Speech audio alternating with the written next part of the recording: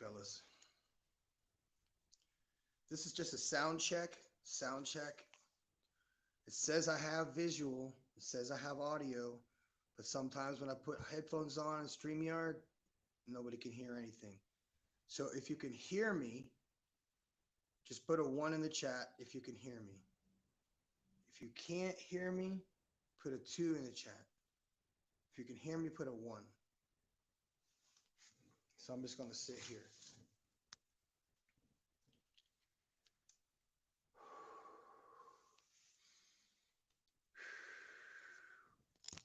If you hear me now, put a 1 in the chat.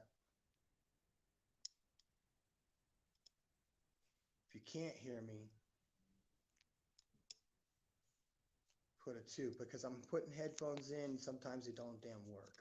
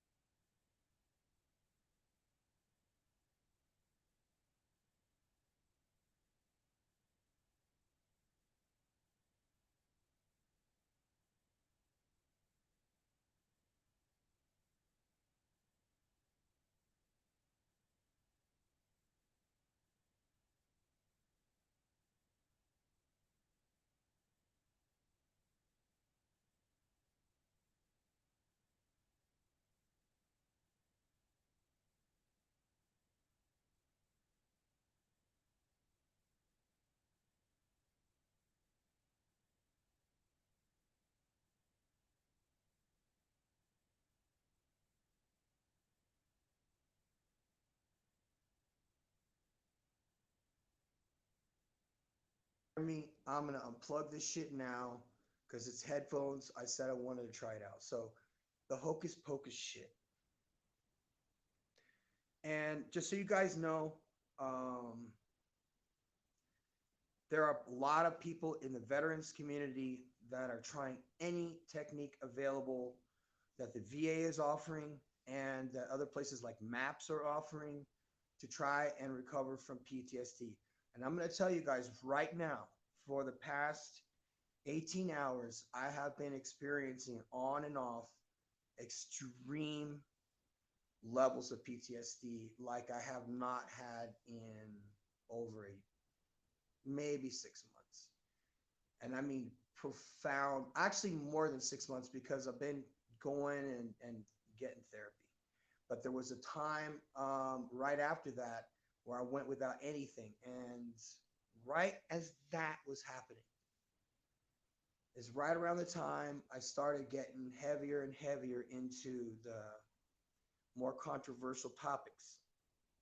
And these are topics which, by the way, guys, that I have experienced in the past, and they have caused me a lot of goddamn trauma.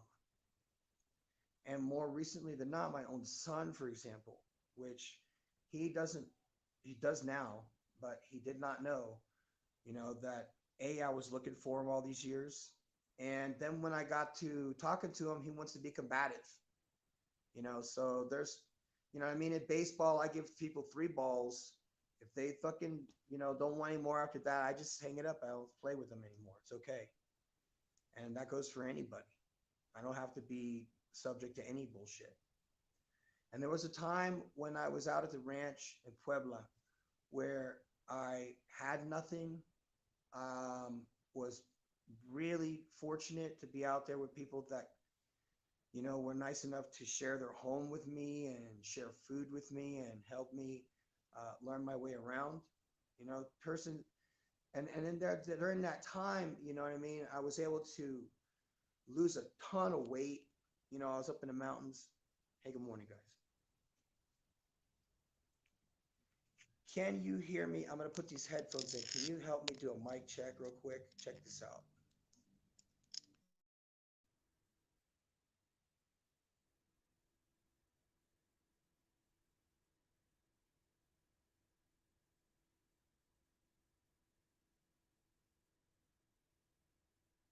These headphones. I put these headphones in, put a 2. If you can hear me, put a 1. Check it now.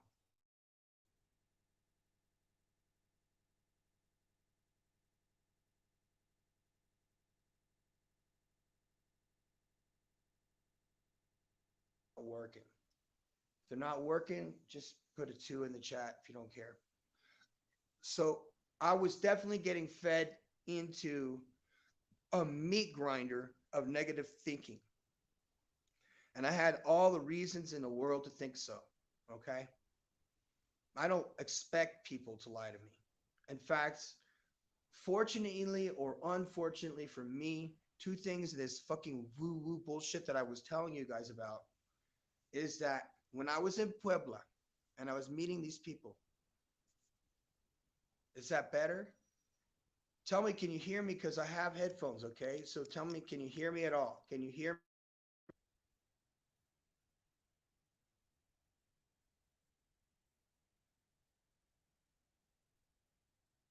me? Tell me. Okay, I just took the headphones out. I see that's better, but I don't know if that's better with or without the headphones. So, all right. So anyway, recognizing this is how I figured this shit out. Why I was recognizing all this negative thoughts is because you guys know there's, hang on a second. Can't hear you. Can hear you better now. But before you could not hear me at all, or you could hear me, because I don't know. Because right now I got it plugged in. Right now I got it plugged in. I don't know. Can you hear me talking right now? If not, I'm going to unplug it. Yes? Okay. So you can hear me all right. Okay, good. If that's fine. So going through a meat grinder of negative emotions, and negative meaning like on all fronts. Like if we were to say this was like spiritual warfare, you would say it's like every possible direction arrows could come flying at you in every possible way. Friends that I really thought were friends.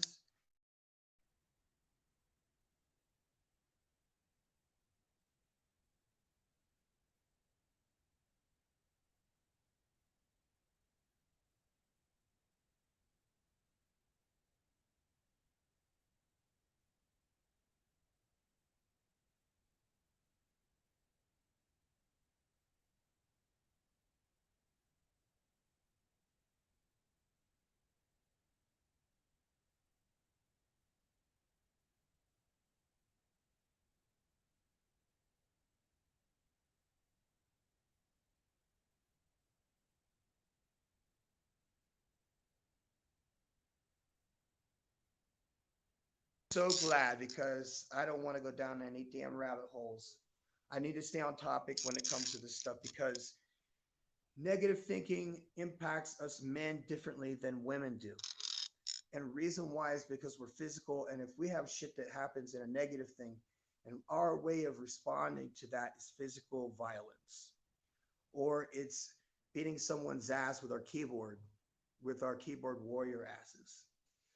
So I'm trying to propose something that might help a whole ton, a lot of people, because if I'm going through it, then I know that you may be going through it too. Because I'm gonna go back to what I was saying at the very beginning, and that is, for the past 18 hours, I've had probably 3 or 4 really, really deep, profound, um, you know, just heavy duty PTSD attacks in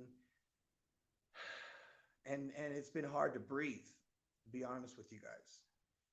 So, and what I'm doing is I'm revising a list of things that went shitty sideways in the past 3 years.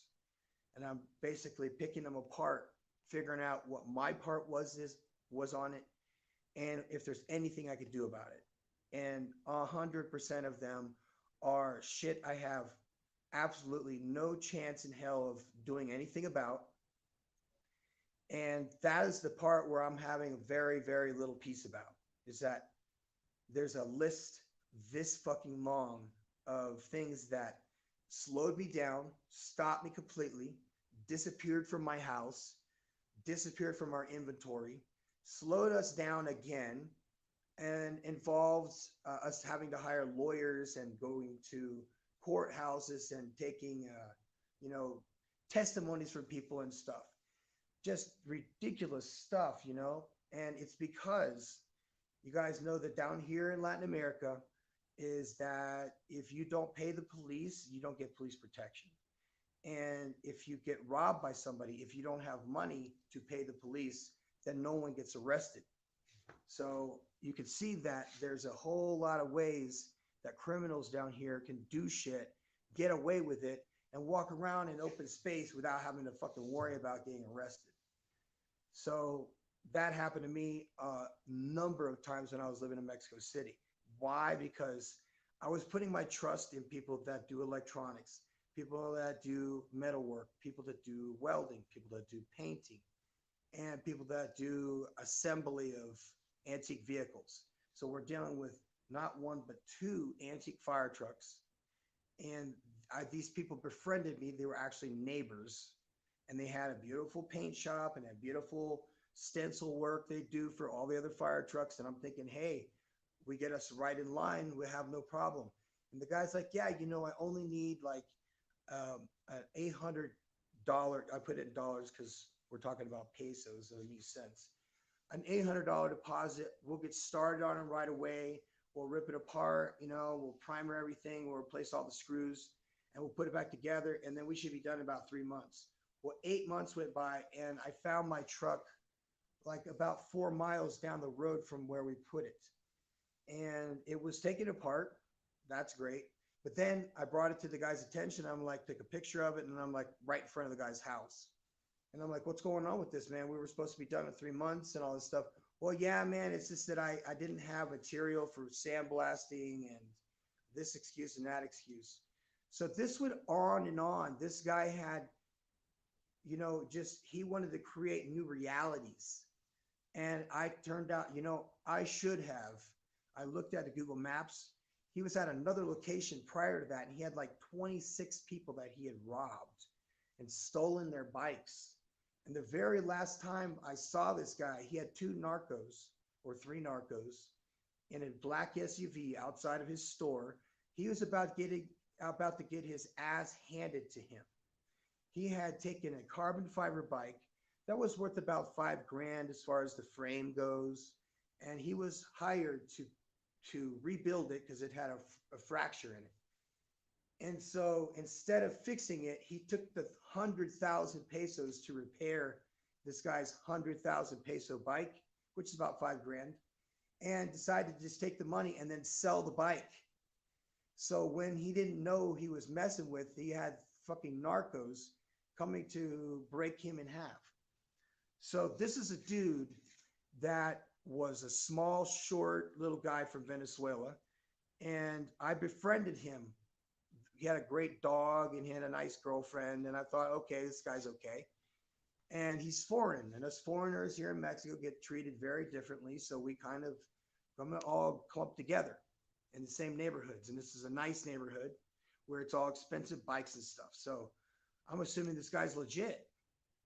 No longer than I had paid him the second half of getting the stuff to sandblast, did he make that fucking truck disappear? All the parts there disappeared. His girlfriend wrote me a text and said, he stole your money. He had no intention of fixing your stuff. And then I said, do you know where the truck is? And she gave me a guy's number. It was the painter. And he was happy as hell to talk to me. It was a pastor in some church. He had abandoned it someplace really far away. And so what ended up happening was this pastor, he had said, yeah, he just dropped it off here and left it here for 3 months. So you could see there's this whole backstory to why a dude that I knew every single day who didn't steal that much, but that's not the point. It could have been $3.50. In this case, it was 3,500.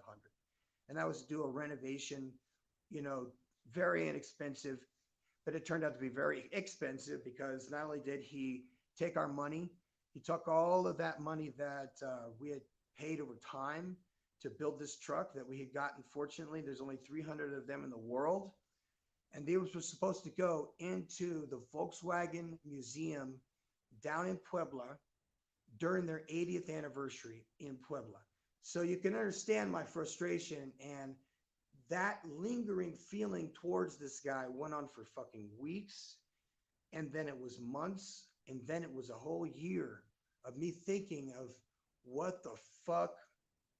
So because it wasn't so much the money as much it was the time, because it takes time to get antique parts for vehicles. And I was ordering stuff from Amazon, and I'm ordering stuff from these people that make these parts, and I'm getting 3D printer people to print me stuff. And I'm getting all these pieces sent, brought to this guy's shop to put on the truck. And I'm not seeing a truck. I'm not knowing where this shit is. And then I'm like, just give me my parts back. And then those parts disappeared. Then he picked up and moved. So you could see those little things like that, and it probably happened to one of you before. I'm positive it hasn't happened to you.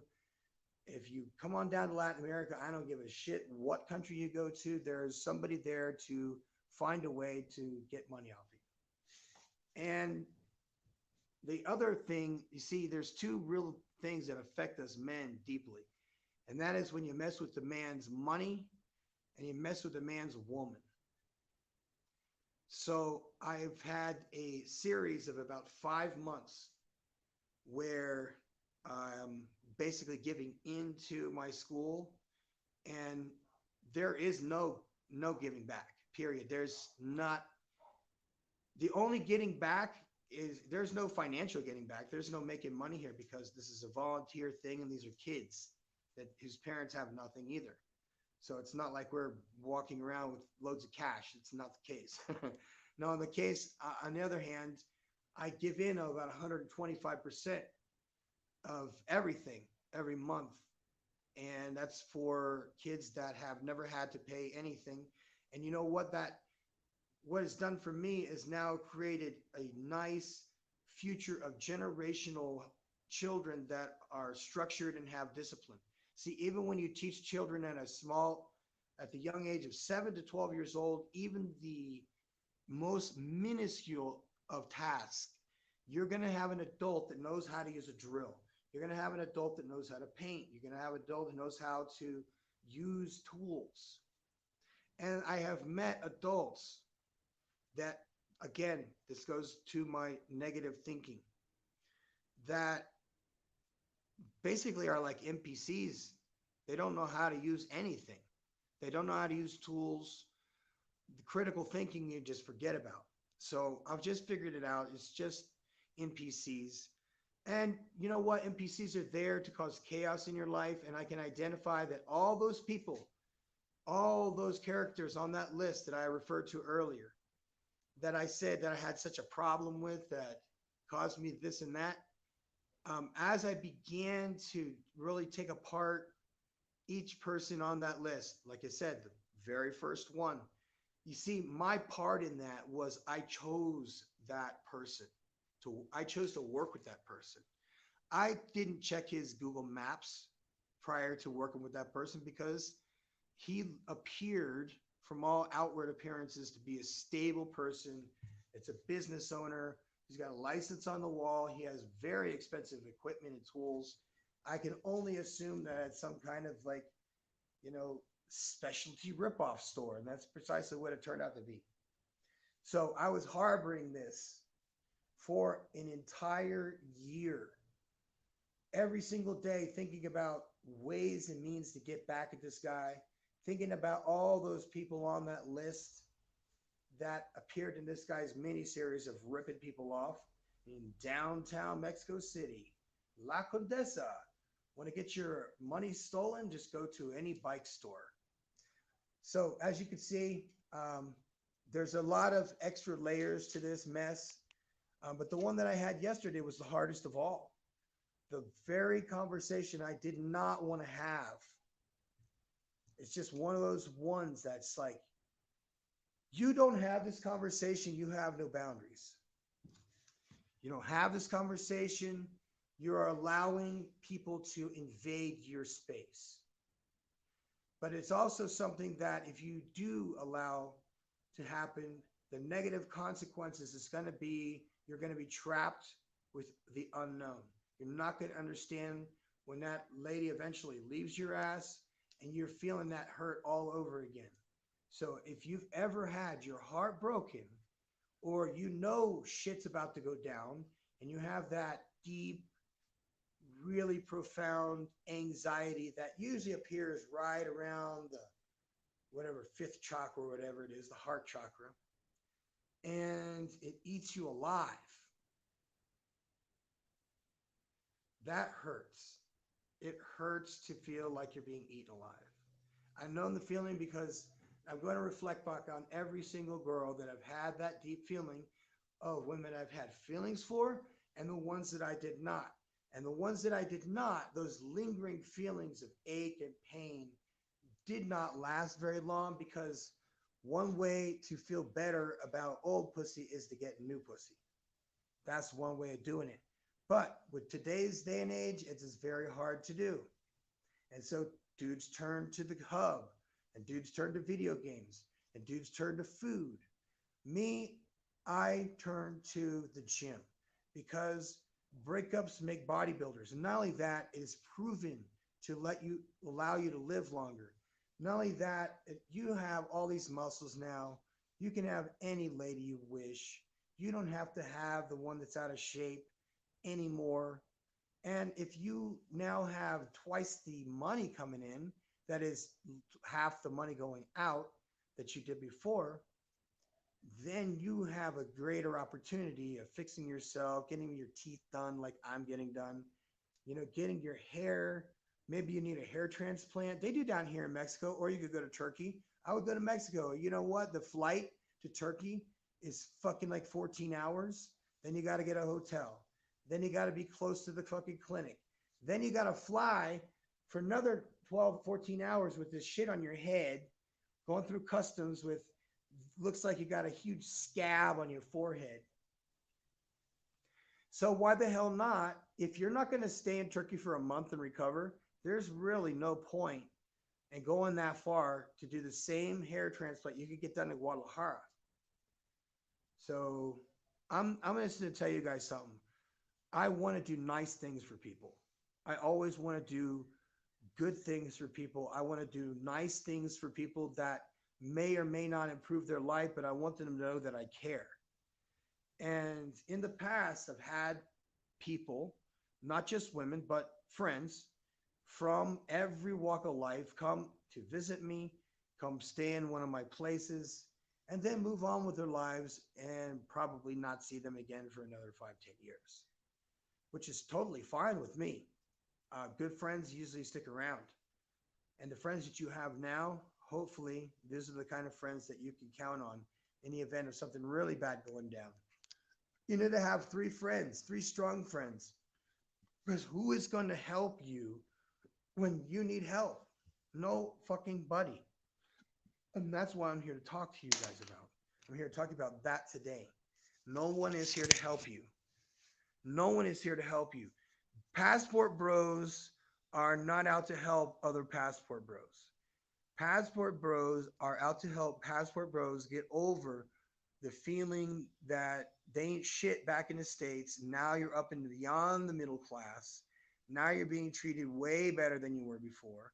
But I'm going to tell you something, guys.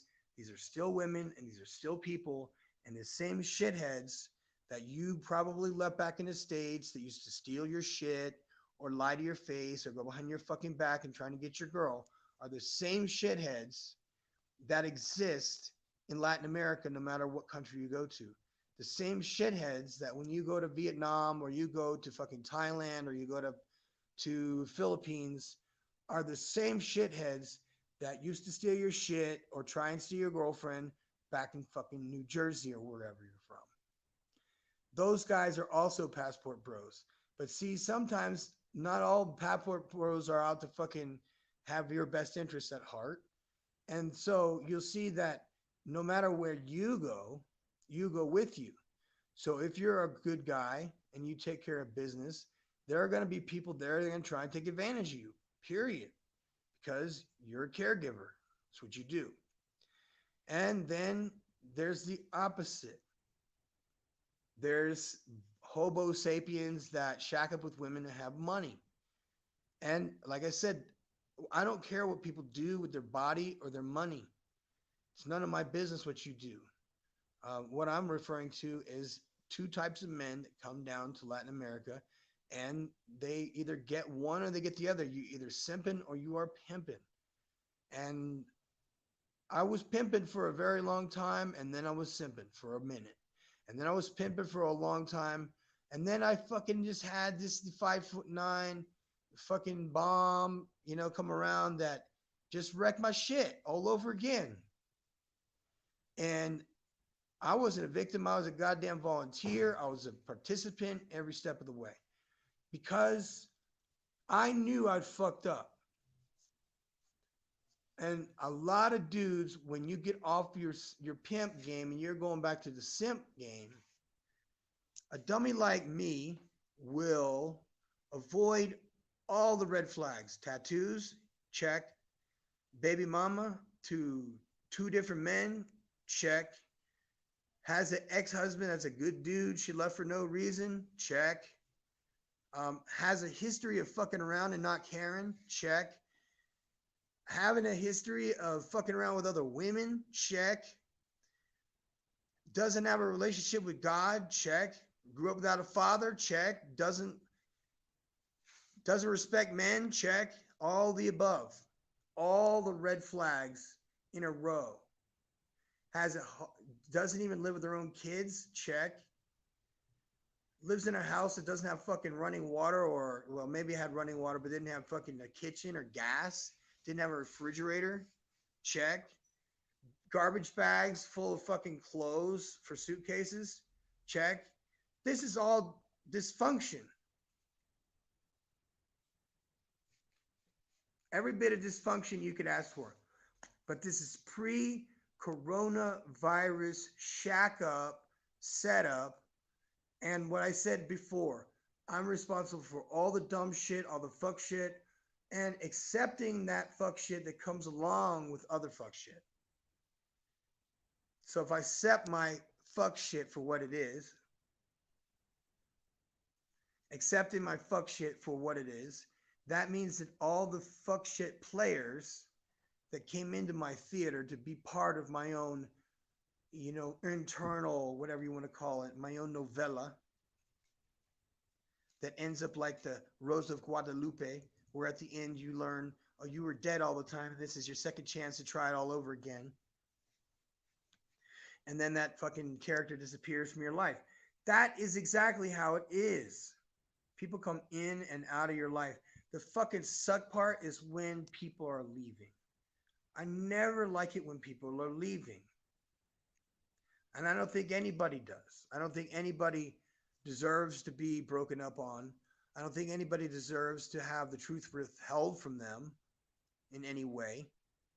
I don't feel good about, having to be confrontational with people. Nobody does. Especially when you feel like you got to fucking yell to conversate, then all they do is shut down. So there's no, none of that shit. So like I said, having confrontation when you know somebody's done some fuck shit that has caused you some pain is a hard thing to fucking deal with. That is why I say you need 3 friends. You need 3 fucking badass motherfuckers that you can call on at all times to be your witnesses, to keep you sort of mentally in check, because you can't behave the same way in front of men as you behave in front of women. If you have 3 witnesses, 3 friends that are legit friends that can really keep you off a fucking ledge or pull you off a fucking ledge emotionally and have you busy doing something else, signaling, going to the fucking gym, going riding bikes. If you guys ride motorcycles, it's really hard to be depressed on a motorcycle. If you guys have a 4-wheeler and you go out in the woods, it's very hard to be depressed on a 4-wheeler. I'm going to the gym right now, and I'm going with 6 other guys. Hopefully 2 guys that I especially want to come that are going through some shit with this negativity mentality will come, because you need to have that dopamine release. And it's early in the morning, so nobody's eating anything. So it's all fasted cardio. That's all it is cardio, walking on a fucking incline like this, and not listen to 19 fucking 90s simp songs that are making him cry on a fucking treadmill. I have done this shit, you guys. I'm not kidding you when I say it is very easy to fall into a negative fucking trap, that pee hole, that pussy thing that works so good. Maybe because she gives sloppy fucking blowjobs. That's why you sign your fucking life over to them. We can't keep doing this. There's got to be a way out. There's got to be a better way of living life, connected with people, and not feeling dependent on that sensation of fucking orgasm and pussy and feeling like you need a bitch to touch you all the time. Better to be by yourself and learn to meditate and learn to go to fucking class. Go to jiu-jitsu class. You know how hard it is to think about a bitch when you're getting twisted up like a fucking pretzel in jiu-jitsu? And just the warm-up alone is enough to keep shit off your mind. If you're worried about bills, if you're worried about some bitch, or you're worried about some legal shit, or, man, look at me right now. Look at me right now. I have had, just read off to you guys, a list of 9 fucking people that in the last 2 years dicked me over out of some shit. And I have taken responsibility for 100%, and I've owned that shit. Ownership of my fuck-ups. That is a really big cause. A lot of this negative conversation that we have is because none of us want to take responsibility for the fucking people that we chose. We chose a lot of fucked up characters to be in our fucking mini-series. We chose these people. Even the people that we may or may not be serious about, we're giving them audience. And we're giving them audience to cause more and more negative shit. And you know what happens when we cause more negative shit? More negative shit happens. And you know what? It's happening right now to this guy right now. And my freedom from that same negative loop that we guys, if you're a veteran, you understand what I'm talking about. We go through a negative loop that just loops in our head, and it could be for days, it could be for weeks. The past, you know, when you had these boot loops, basically, you're just boot looping that scenario over and over and over and over and over in your head, and you cannot escape it. You cannot go to sleep, and you don't know what to do, and it's depressing. And there's nothing you can do about it. Nothing in the fucking world can change what the hell happened. It's how we respond to life. Man, I wanted to respond so bad yesterday, you guys. These long, hard, goddamn conversations that you got to stay stoic about. That if you come off as weak or emotional, it is not a good look. It is not a good look. It jumps off from being what starts up as a logical conversation, turns into a fucking therapy session. And I'm the one who needs the fucking therapy. You see this shit? See this shit? $15 is how much therapy costs a week here. It's a lot. It's a lot of play. It's a lot of stuff on my plate that I've had to get off.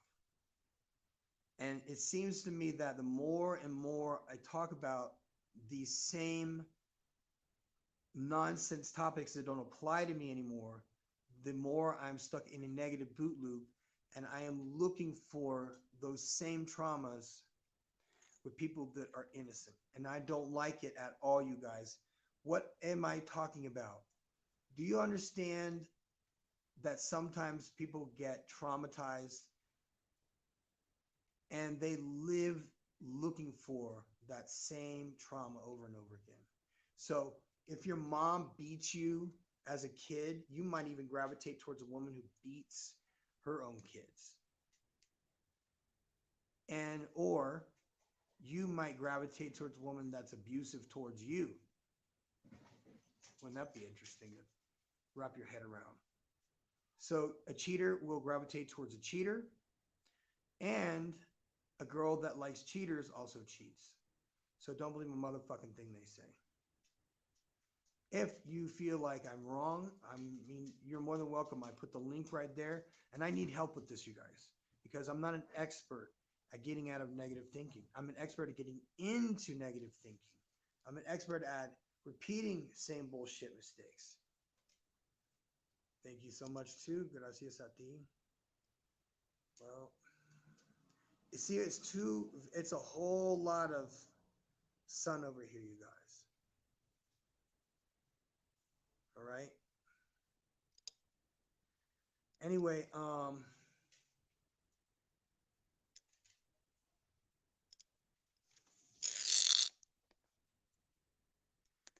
Grand Rising, by the way. Cannot hear with the headphones in here. Okay.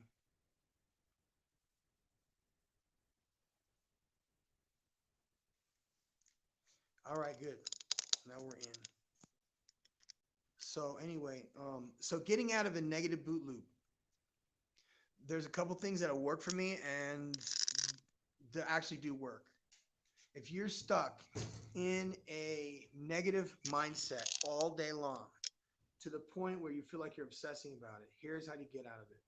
And I hope you guys are listening, and I hope there's somebody there that needs to hear this. If you're stuck in a negative boot loop, if you're stuck in a negative mindset all day long like I was. Now, I know these techniques, and the whole point of allowing myself 18 hours of suffering is because I was too lazy to get up and do the basic things that I was taught before, and that is doing the breathing techniques where you take a deep breath in and then another one, and then you repeat that and repeat and repeat that.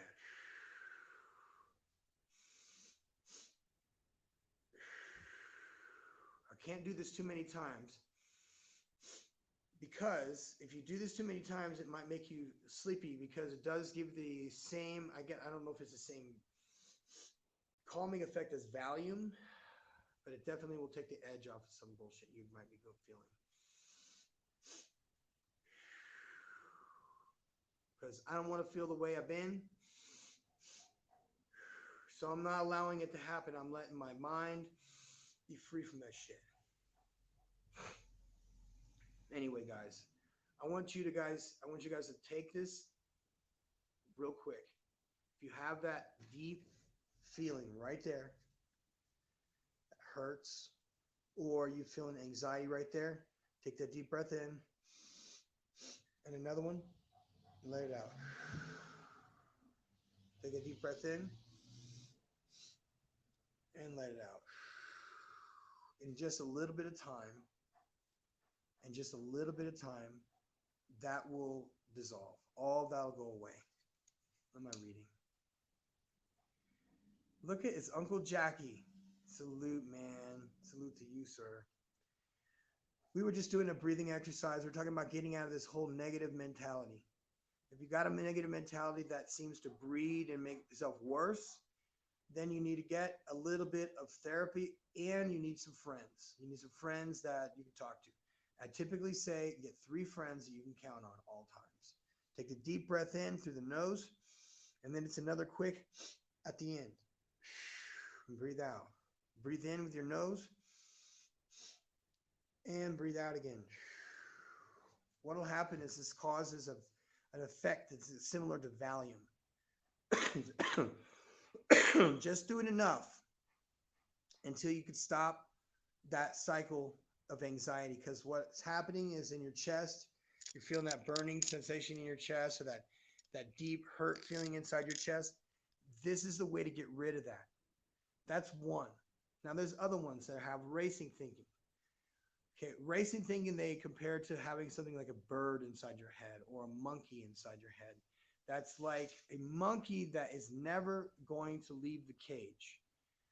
And sometimes it's a monkey that's throwing shit around, and sometimes it's a monkey that's sleeping.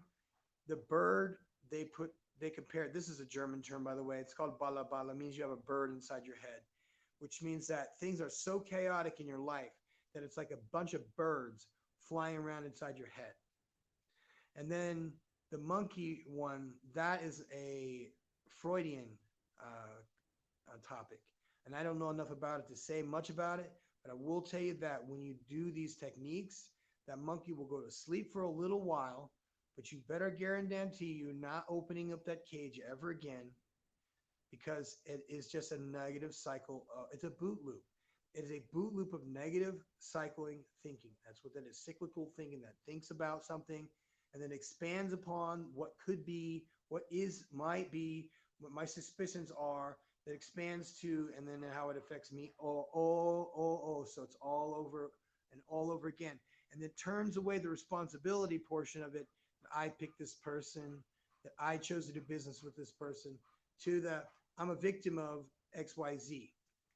So I am not a victim of anything. I have been a participant this entire time. And so why would I do it? Like I said, that is to be determined. I appreciate you guys tuning in today for my little ranty poo on being negative and how to get out of the negative boot loop. Check out the 7-minute chakra tune-up. If you want a 7-minute tune-up of all your invisible made-up chakras that may or may not help you get out of a negative boot loop or help you make things happen. So do this with me real quick. Just put your finger right there, and this is going to open up your imaginary third eye, if you have one.